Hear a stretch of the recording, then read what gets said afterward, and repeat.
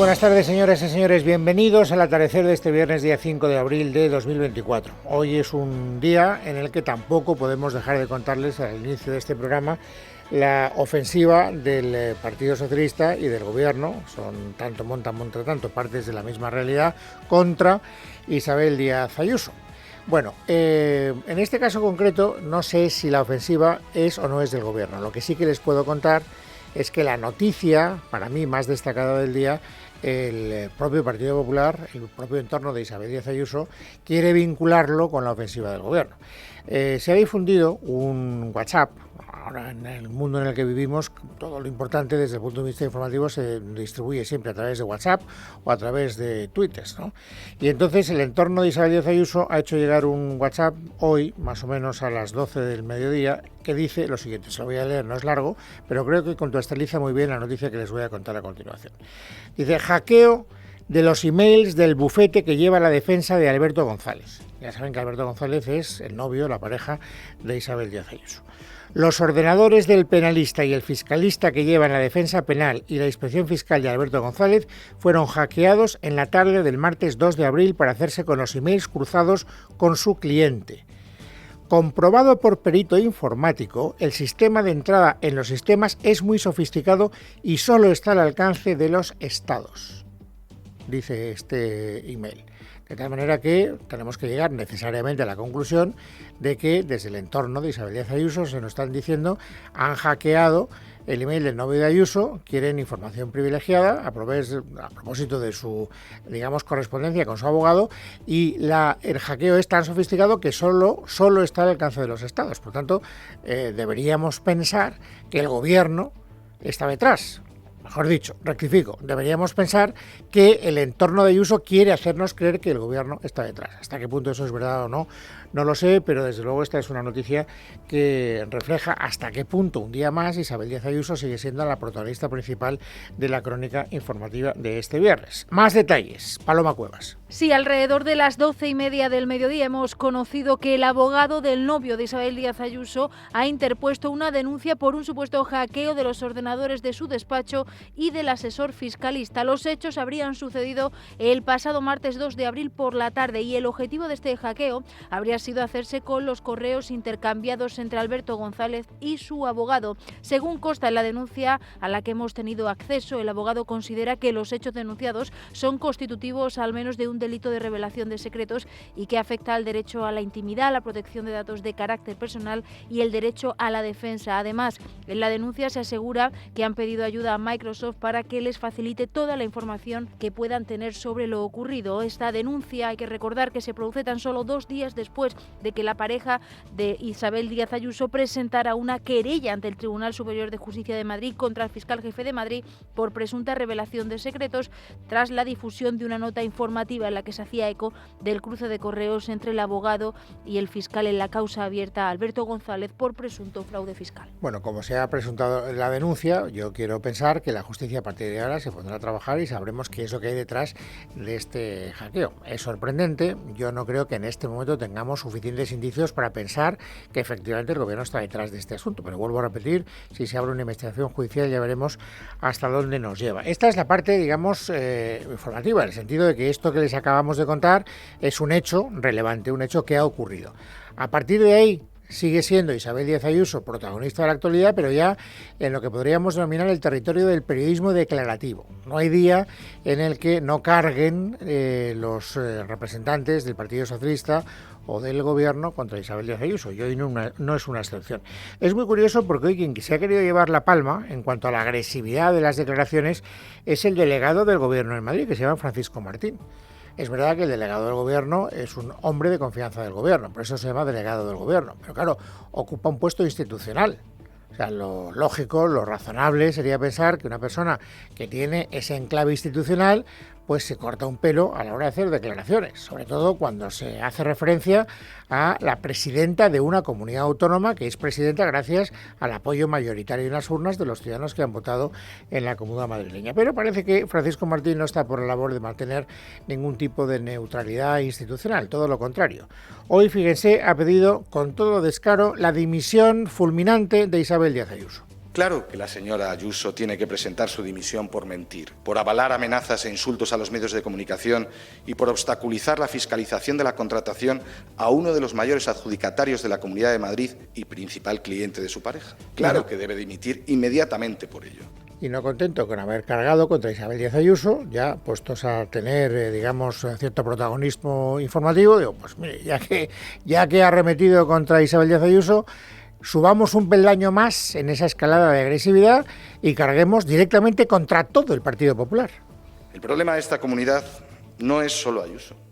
El problema es el Partido Popular de la Comunidad de Madrid, que contamina la política, tanto en nuestra región como en la política nacional, con prácticas desleales que creo que no son dignas de una democracia. Bueno, pues esto es lo que dice Francisco Martín, delegado del Gobierno en la Comunidad Autónoma de Madrid. Insisto que ese es un enclave de carácter institucional. Delegado del Gobierno es lo que antes, ustedes son tan jóvenes que probablemente no se acordarán, pero eran los gobernadores civiles, es decir, aquella persona que tiene que mantener el orden, el que tiene la responsabilidad de que las cosas vayan bien desde el punto de vista de lo que es, las cuestiones gubernativas de una ciudad, en este caso de una comunidad autónoma. Y sin embargo, pues este hombre tiene esta especie de devoción por el protagonismo político, arremetiendo contra quien últimamente se ha convertido en el gran pim pam pum del gobierno. Y luego también está, esto ya no nos sorprende, porque esto es el pan nuestro de cada día, las declaraciones de los que sí que son actores beligerantes de la contienda política. Reyes Maroto es, como saben ustedes, la que encabezó la candidatura del Partido Socialista a las elecciones autonómicas. Quedó en tercer lugar, pero a pesar de eso sigue siendo la responsable del Partido Socialista en la Comunidad de Madrid. Y Reyes Maroto, antaño miembro del gobierno de Pedro Sánchez, quiere también significarse en esta campaña de acoso a Isabel Díaz Ayuso. ¿Haciendo qué? Pues haciendo algo tan poco original como pedir la dimisión. En este caso no de Isabel Díaz Ayuso, que también la ha pedido en otras ocasiones, sino del secretario general del Partido Popular, Alfonso Serrano, que ya saben ustedes que fue visto, y lo reproducía gráficamente en una fotografía ayer en el diario El País, tomándose un café con Alberto González, con el novio de Isabel Díaz Ayuso.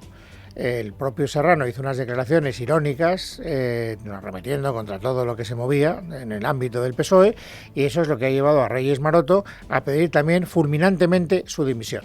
Quiero hacer referencia a la basura de explicaciones que ha dado el secretario general del Partido Popular de Madrid. Creo que le falta tiempo para dimitir, está ensuciando el nombre de las instituciones madrileñas. Como diputado y senador que es, no nos sentimos representados los madrileños con esa basura de discurso y de explicaciones, y espero que la señora Ayuso, como debería haber hecho también con su jefe de gabinete, le cese.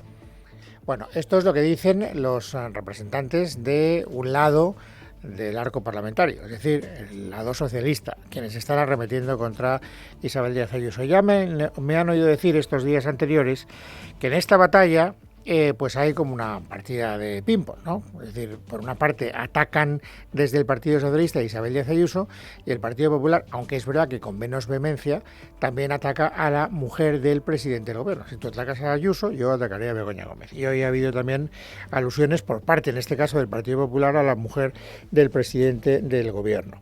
Elías Bendodo, por ejemplo, ha dicho no son comparables el caso Ayuso y el caso Begoña Gómez, y ha tratado de explicar desde su punto de vista por qué. Ahí no ha habido ningún menoscabo a la gestión del día a día de la Comunidad de Madrid. En cambio, la señora del presidente del gobierno sí ha influido o ha intentado influir para que el presidente del gobierno en el Consejo de Ministros adjudique actuaciones a empresas que estuvieron vinculadas con ella. Son cosas muy distintas, ¿eh? No tiene nada que ver una cosa con la otra. ¿Qué pasa? Que el gobierno intenta meterlo todo en el mismo. No. Bueno, pues Elías Bendodo quiere establecer esa distinción. Y luego una persona que sí que se está significando a diario en esta batalla es el portavoz parlamentario del Partido Popular en el Congreso de los Diputados, Miguel Tellado, que es un hombre que tal vez por su cargo pues está obligado siempre a tener un cierto protagonismo entre los medios de comunicación. También ha hablado de Begoña Gómez. Cita a Begoña Gómez, ya saben ustedes que yo les llamo siempre la atención sobre el hecho de que Alberto Núñez Feijóo siempre omite el nombre de Begoña Gómez. No se refiere a la mujer del presidente del gobierno por sus nombres y apellidos. Siempre quiere centrar, digamos, el tiro, la responsabilidad de lo que pueda haber ocurrido en esa conducta irregular en el presidente del gobierno, es decir, en el marido, en el que tiene un cargo institucional. Y Miguel Tellado, en este caso, se mueve en una posición un tanto intermedia, porque sí es verdad, lo verán enseguida, que nombra a Begoña Gómez con nombres y apellidos, pero sigue trasladando la responsabilidad de las explicaciones que nos deben en el presidente del gobierno. Sánchez tiene memoria selectiva, tiene memoria histórica para hablar del franquismo, pero no tiene memoria reciente ni memoria familiar para explicar las actividades de su mujer con empresas a las que su gobierno ha dado dinero público después de que ella participase activamente en la mediación. Por lo tanto, lo que le piden es explicaciones al presidente del gobierno y le advierten: si no las da usted por las buenas, si no las da usted voluntariamente, las dará obligatoriamente. Tendrá que hacerlo. Tendrá que hacerlo, si no lo hace voluntariamente, tendrá que hacerlo de forma obligada. ¿Eso qué quiere decir? Pues que naturalmente están pensando en llevar al presidente del gobierno ante la comisión de investigación que se ha abierto en el Senado. Y por lo tanto yo creo que ya es la tercera o la cuarta insinuación clara por parte del Partido Popular diciendo que por ahí van los tiros o las intenciones del principal partido de la oposición. En todo caso, esto nos devuelve a un paisaje que es habitual, que es un paisaje fijo, que es el de, para entendernos, para englobar todo este capítulo informativo, el territorio de la corrupción. Y con ese territorio nos vamos a tener que adentrar en 3 procesos electorales. Ya saben que de aquí al verano tenemos elecciones vascas, elecciones catalanas y elecciones europeas. Las primeras de todas, en el tiempo, las más inmediatas, son las elecciones vascas. De hecho, anoche empezó la campaña electoral, a las 0 horas, es decir, hoy viernes, para entendernos, ha empezado la campaña electoral. Y es una campaña electoral que va a ser complicado de seguir por una razón, porque los candidatos de los partidos son nuevos, todos, y por lo tanto son grandes desconocidos para todos aquellos que vivan fuera del País Vasco, incluso para los que viven en el País Vasco, porque hoy he visto una encuesta en la que me dicen que el 60% de los vascos no conocen a los candidatos, son gente nueva, y tenemos que ir familiarizándonos, por lo tanto, con nombres nuevos, con rostros nuevos y con discursos nuevos, aunque luego el contenido de los discursos no sean tan nuevos, como veremos. El partido que inicialmente tiene, si creemos lo que nos contó el otro día el CIS, una ligera ventaja en las encuestas es el Partido Nacionalista Vasco, aunque está en una situación de práctico empate con Herri Batasuna, como saben ustedes, con Batasuna. El candidato del PNV es Imanol Pradales, lo digo para que se vayan ustedes quedando con el nombre. Y el discurso que ha pronunciado en la apertura de campaña nos hace pensar que es un hombre que lo que quiere es tratar de convencer a los electores de que tienen que seguir votando al PNV porque el PNV es el partido que en el día a día resulta más eficaz. Propongo a Euskadi crecer en bienestar y como país, dejándome la piel para mejorar la vida de la gente.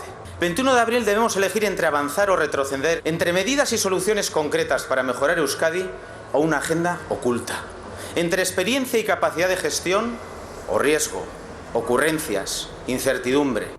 Bueno, esta va a ser, yo creo, la línea de campaña del Partido Nacionalista Vasco. Luego tenemos a Pello Otxandiano, ojo al nombre, porque Pello Otxandiano es el candidato de Batasuna. Y Batasuna es un partido que podría ganar las elecciones en Euskadi. Digo podría porque hay algunas encuestas que han situado a Batasuna por encima del PNV. Es verdad que la del CIS, a la que hacía referencia hace un instante, coloca al PNV ligeramente por encima de Batasuna, pero todos los expertos, luego tendremos la oportunidad de hablar con uno de ellos, nos dicen que la gran incertidumbre de estas elecciones es precisamente esa. ¿El PNV va a estar por delante de Batasuna o Batasuna va a estar por delante del PNV? Esa es la gran duda. Desde luego, lo que tiene muy claro en Batasuna, lo que tiene muy claro el señor Otxandiano, es que está rozando con la yema de los dedos la posibilidad de la victoria y que, por lo tanto, pueda haber lo que él llama un cambio en Euskadi. Esa está siendo la idea fuerza en nuestras primeras estribaciones de campaña. La posibilidad del cambio es real. La posibilidad de un cambio real ya es un hecho social y la gente lo percibe y la gente lo reconoce. Hoy EH Bildu ya es percibida como una fuerza de gobierno y eso ya es un cambio en sí mismo.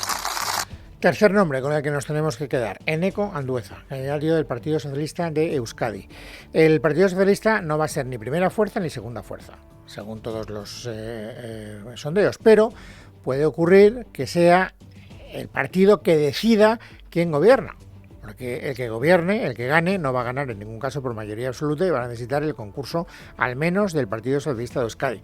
Y esta es la idea que está utilizando Eneko Andueza para tratar de conseguir el mayor número de votos posibles. Es decir, dado que vamos a ser decisivos, dennos toda la fuerza que se pueda para que nuestra capacidad de decisión se pueda ejercer en condiciones. Esta es básicamente, insisto, la idea que he querido poner en juego durante los primeros minutos de esta campaña. El voto útil tiene que ir al partido que va a decidir cuál va a ser el futuro de Euskadi a partir del próximo 21 de abril. Y si el futuro de Euskadi va a estar en nuestras manos, vota al que decide. Bueno, si el futuro de Euskadi va a estar en manos del Partido Socialista de Euskadi, todo el mundo da por hecho, salvo que ocurra una cosa muy extraña, que va a apoyar al Partido Nacionalista Vasco. Si puede. Si el Partido Nacionalista Vasco se deja, porque imagínense ustedes que Batasuna queda por delante del PNV, pues ahora lo hablaremos, pero Batasuna está haciendo ya llamamientos para que haya un gobierno de abertzales. En fin, no creo que eso al Partido Socialista de Euskadi le guste. Es más, lo que sí que sabemos es que el Partido Socialista, no solo en Euskadi, sino también en Madrid, por lo tanto el Gobierno, está tratando de ayudar hasta donde puede al Partido Nacionalista Vasco.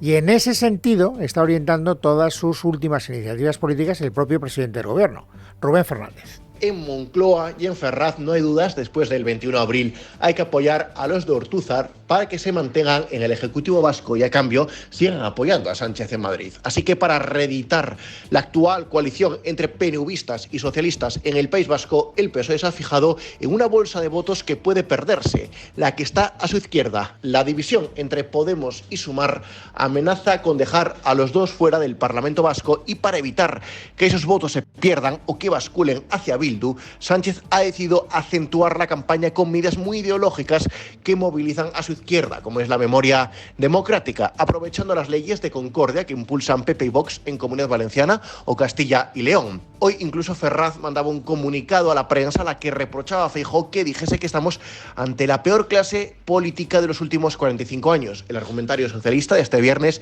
le recriminaba que dejase fuera al fundador de su partido, Manuel Fraga, que ya hacía política con Franco. Hoy Zapatero, artífice de la primera ley de memoria democrática, estará en Irún y este fin de semana Pedro Sánchez se estrena en la campaña con un mitin en Vitoria. Bueno, ya saben que la campaña dura 2 semanas y que en 2 semanas las cosas pueden cambiar un poquito, no sé si mucho o poco. Las encuestas, ya lo he dicho, están dando ligeramente favorito, pero muy poco ligeramente favorito al Partido Nacionalista Vasco. ¿Qué es lo que puede pasar? ¿Qué es lo que están diciendo los hígados de las ocas? Esto es lo que quiero hablar con Andrés Medina, que es de Moscú, como saben, y analista electoral. Don Andrés, bienvenido, muy buenas tardes. ¿Qué tal, Luis? Buenas tardes, ¿cómo estás? ¿Te atreves a augurar un vencedor o no? No, imposible. Yo creo que esa es la gran incógnita que tenemos en unas elecciones en las que, en realidad, si vamos más allá del porcentaje de la estimación de voto, lo primero que tenemos que decir es que los vascos, en líneas generales, tienen una pulsión mucho más de continuidad que de cambio. Es decir, habitualmente se dividen las elecciones entre si va a haber cambio o va a haber continuidad, y cuando le preguntamos a la ciudadanía vasca, vemos que una inmensa mayoría de los vascos creen que la situación actualmente en el País Vasco es buena, cree que va en la buena dirección y que la gestión en los últimos tiempos pues ha sido positiva, mucho más positiva que negativa. Por tanto, en líneas generales, si tenemos que hablar del estado de ánimo del electorado, hablamos de continuidad. Ahora, la única duda, y creo que ya lo has señalado, en un momento en el que la oferta electoral en términos de cartel electoral, de candidatos, salvo la candidata de Vox, entramos con una jornada absolutamente nueva, que quizás sea probablemente la primera vez que sucede en mucho tiempo, ¿no? Y como has dicho, con un desconocimiento amplio. Pero la verdadera noticia es que el partido de Bildu da un salto cualitativo y absorbe de alguna manera un montón de voto de parte de esa izquierda que en el último año se ha desestructurado un poco más y, por tanto, disputa al PNV quién es la fuerza más votada. Por tanto, a falta de 2 semanas, yo sinceramente no me atrevería a decir cuál de los dos estaría por delante. Sí que diría que el PNV, primero, aunque es verdad que tiene una actitud un tanto más defensiva, porque tiene que defender su primera plaza, pero digamos que su voto es más sólido que el de un voto de Bildu, que es más de aluvión, más absorbente y, por tanto, quizá un poco más expresivo. Si hoy tuviera que decir, y si me obligas, porque creo que me vas a obligar, diría que el PNV un poco por delante, pero están cabeza con cabeza en la recta final. Bueno, aquí es importante entonces, dado que estamos ante la foto finish, ver un poco cuáles son las inercias, ¿no? Es decir, lo que está claro es que Batasuna va de menos a más, y eso siempre decís los demóscopos que es un factor que hay que tener muy en cuenta en lo que es la recta final de la campaña. Sí, la tendencia efectivamente es, como ya sucediera en Galicia, en el que el BNG de alguna manera se consolidó como la fuerza que mejor representaba la alternativa del cambio, por tanto debilitó las opciones del Partido Socialista del Partido Socialista Gallego. Aquí puede suceder algo parecido, pero incluso con la otra izquierda, con la de Sumar y con la de Elkarrekin Podemos, ¿no? Aquí, ¿cuáles son los dos elementos que tenemos que tener en cuenta? Uno, como ha señalado Luis, que es la tendencia. Es decir, tenemos un partido que por primera vez en toda la historia de las elecciones del País Vasco es capaz de mirar de tú a tú al Partido Nacionalista Vasco, que habitualmente, históricamente, ha sido la primera fuerza en el País Vasco. Por tanto, eso queda en cuestión. Pero, al mismo tiempo, tenemos que señalar que es la gran duda. Cuando un partido recibe tanto voto de aluvión, hay veces que lo denominamos voto expresivo, es decir, de esa gente que dice, no, pues como si fuera un voto de moda, por decirlo de alguna manera, dice, oye, pues voy a votar a Bildu, pero luego al final me quedo en casa. Por tanto, es una intención de voto que de alguna manera merece ser puesta en cuarentena o por lo menos vigilar muy de cerca, porque al final de esa gente que era, digamos, que su primera opción era otra fuerza, pero que ahora ve en Bildu una fuerza que quizá mejor le encaja, no podemos entender que sea la misma fuerza o el mismo entusiasmo que en otras ocasiones. Por tanto, en ese sentido, aunque el Partido Nacionalista Vasco tiene una actitud más defensiva, más de sujetar ese 38%, 39% que tuvo la vez pasada, bueno, quizá es más sólido que esa agregación de diferentes corrientes que llegan de la izquierda a la izquierda del PSOE y del Partido Socialista de Euskadi, ¿no? Bueno, es lógico que nos fijemos en, digamos, esa competición por ver quién ocupa el cajón más alto, ¿no? De quién gana, quién se lleva la medalla de oro. Pero es verdad que en las elecciones vascas hay una peculiaridad que no se da en otras comunidades autónomas, y es que si no hubiera una mayoría absoluta en la investidura en primera vuelta, al final se impone la lista más votada. Quiero decir que si el Partido Socialista no alcanzara votos suficientes para que el PNV pudiera revalidar el título, si se quedara más corto, si la suma de PNV y PSOE no diera suficiente, al final, y Batasuna ganara las elecciones, Batasuna sería el presidente de la comunidad autónoma. Por lo tanto, te pregunto, ¿existe el peligro de que el Partido Socialista de Euskadi no sea un sumando suficiente para dar una mayoría de gobierno al PNV? Sí, claro, luego lo que haga las decisiones políticas en un despacho postelectoral sabes que son inescrutables, pero existe, efectivamente, la vez pasada, de alguna manera, el PNV y el Partido Socialista llegaban a la mayoría. En esta ocasión queda un tanto justo, es decir, el Partido Socialista estaría en torno a esos 11-12 diputados y el Partido Nacionalista Vasco en torno a los 28, o sea que estaría en ese entorno de los 38, un poco por encima, pero en unas elecciones en las que se están moviendo y además tenemos tres partidos muy pequeños que podrían conseguir, tanto Vox como Partido Sumar como Partido Podemos, podrían conseguir un escaño y eso podría restarle a cualquiera. Es decir, las sumas están muy justas.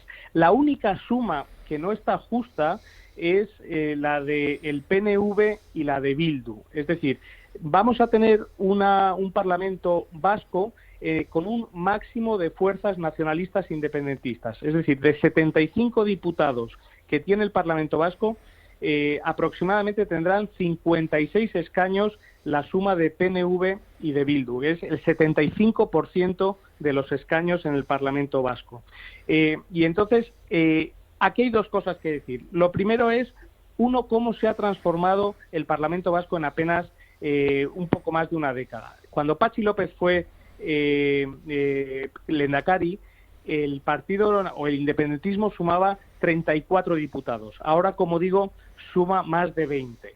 Y el Partido Socialista y el Partido Popular sumaban esa mayoría de 38, pero ahora bajan otros 20. Por tanto, una primera cosa que sí debemos tener en cuenta es que el independentismo o el nacionalismo se han convertido en hegemónicos en el Parlamento Vasco. Y eso fundamentalmente se debe a que en estos últimos 5 años el Partido Socialista, digamos, ha subido la barrera que en exclusividad tenía el PNV era la gente con seguidor en Madrid, ¿no? Era el PNV el único partido vasco que podría traer, digamos, cosas y prebendas desde Madrid. Desde hace 5 años, desde hace 4 o 5 años, el Partido Socialista le abrió esa barrera a Bildu y, por tanto, de alguna manera naturalizó más esa incursión institucional de Bildu en el País Vasco, ¿no? En la política vasca. Por tanto, puede ser cualquier cosa, pero sí que hay que tener en cuenta una cosa, que es lo que espera la gente. La mayoría de los vascos esperan que el PNV y el Partido Socialista vuelvan a hacer gobierno, porque, como te decía al inicio, el clima político, el ánimo político del electorado en el País Vasco es de continuidad. Por tanto, la gente lo que espera, a pesar de la gran subida de Bildu, es que el PNV, con Pradales y con Eneko Andueza como vicepresidente o en coalición o como sea, pudieran llegar a formar gobierno. Pero, como ves, todo está bastante ajustado a pesar de la tranquilidad con la que miramos esto en comparación con Cataluña, claro. Desde luego que sí, pero bueno, esto es lo primero que vamos a tener que desayunarnos en el panorama, en el menú electoral, ¿no? Las primeras elecciones son las vascas y ya se ve que está el asunto bastante emocionante. Así que tendremos la oportunidad de seguir hablando conforme avance la campaña. Andrés Medina, muchas gracias y un saludo muy cordial. Un fuerte abrazo, Luis. Viernes 5 de abril de 2024. Vamos, amigos, ahora a completar el paisaje informativo sobresaliente de este día. Esther Nieto, bienvenida, buenas tardes. Buenas tardes, Luis. Estamos muy pendientes de Oriente Próximo, donde la tensión ha subido al máximo entre Irán e Israel.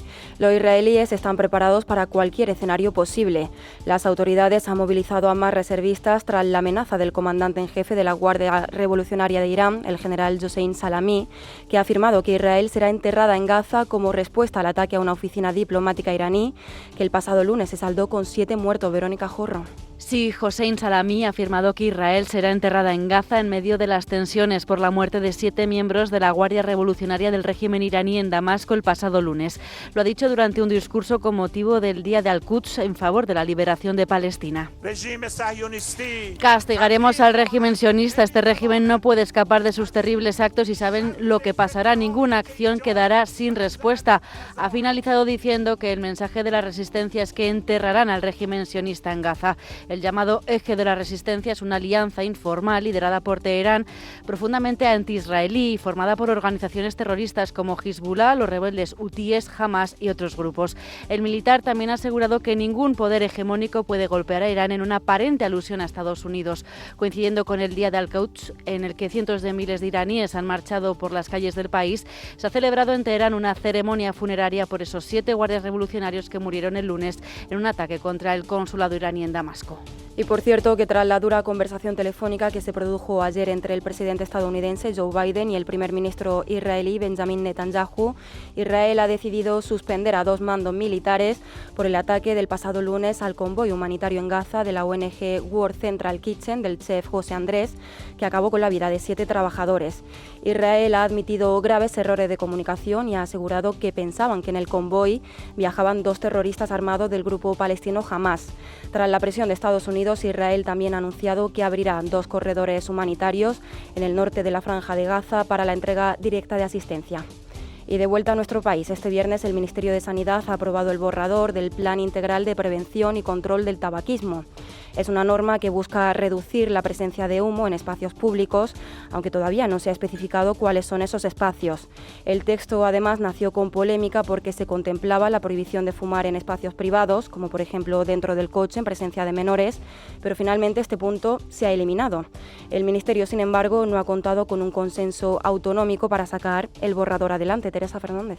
Sí, por el momento solo se han sumado 5 comunidades autónomas y aunque exista una negativa por parte de la mayoría, dice Sanidad que sacará el plan adelante, que no cederá ante las presiones. Mónica García es ministra de Sanidad. ¿Por qué no se quieren adherir a este plan? No sabemos si ya es fruto del obsesivo ataque al gobierno central, pero esta actitud no va a empañar la espléndida y maravillosa noticia que tenemos hoy, y es que, insisto, nuestro país se va a volver a poner en la vanguardia de la lucha contra el tabaquismo. Pero las consejerías de Sanidad del PP sí se muestran a favor de una ley antitabaco. Con lo que no están de acuerdo es con un procedimiento inflexible que ya pasó, dicen, con las mascarillas. Agradecen, eso sí, que hoy no se haga una votación porque apuestan primero con debatir y luego con acordar. Fátima Matutes, consejera de Sanidad de Madrid, y Julián García Comesaña, de Galicia. El problema es la forma, es el fondo, no es la protección de nuestra población en la que todos estamos alineados. No dar un documento a las 8 de la noche que no da tiempo a que se evalúe y que no haya humo como siempre, que haya concreción y que entre todos hagamos un buen plan. Este plan ha estado en un cajón 4 años y de repente la ministra ha querido sacarlo y desempolvarlo y ponerlo en marcha rápidamente. Esto ha obligado a trabajar intensamente 15 días y fruto de ese trabajo hemos visto más de 200 alegaciones enviadas por las comunidades autónomas, lo cual quiere decir que al plan le faltaba trabajo. Aún así consideran fundamental este plan y que si se consensúa con las comunidades, dicen, no tiene por qué invadir ninguna competencia. Y sobre las elecciones autonómicas catalanas que tendrán lugar el 12 de mayo, hoy el actual presidente de la Generalitat y candidato de Esquerra, Pere Aragonès, se ha mostrado dispuesto a celebrar un debate a 3 junto a Salvador Illa y Carles Puigdemont fuera de Cataluña, ya que así Puigdemont, el candidato de Junts, podría asistir. Creo que Salvador Illa y Carles Puigdemont tendríamos que hacer un debate a 3. Sabemos las circunstancias. Yo estoy dispuesto a desplazarme donde haga falta, y si Salvador Illa no quiere venir, también estoy dispuesto a un debate con toda cordialidad, pero con las propuestas y explicando las ideas que tiene cada uno. Un debate con Carles Puigdemont desplazándome donde sea. No tengo ningún problema en ese sentido. Yo no tengo cap mena de problema en aquest sentit. Y hoy hemos conocido que la Fiscalía Anticorrupción se ha opuesto a la petición de indulto planteada por el expresidente de la Junta de Andalucía, José Antonio Griñán, que fue condenado a 6 años de prisión por el caso de los ERE, y los otros 7 exaltos cargos que fueron condenados por un delito de malversación. El Ministerio Público ha remitido un escrito a la Audiencia de Sevilla en el que sostiene que no puede apreciarse una trayectoria honesta y honrada en el expresidente andaluz, como afirmó su defensa cuando Griñán ha sido condenado por los delitos más graves cometidos en el seno de la Administración Pública, en lo que ha alegado la Fiscalía Anticorrupción. Y les contamos también nuevos cambios que está habiendo en la Zarzuela. Por primera vez, una mujer estará al frente de la Secretaría de la Reina. María Dolores Ocaña Madrid, abogada del Estado, será nombrada para llevar a cabo esa labor en sustitución del general José Zuleta, de 63 años, que llevaba al frente de ese despacho desde 2014. El traspaso se hará efectivo el próximo 30 de abril. Y terminamos contándoles que se acaba el buen tiempo que hemos tenido en estos días. La Agencia Estatal de Meteorología ha advertido que este fin de semana una lluvia de barro va a invadir España. La presencia de calima dejará un ambiente turbio y nuestro país también se encontrará bajo los efectos de la borrasca Olivia, que traerá precipitaciones sobre todo en el norte peninsular y en Canarias.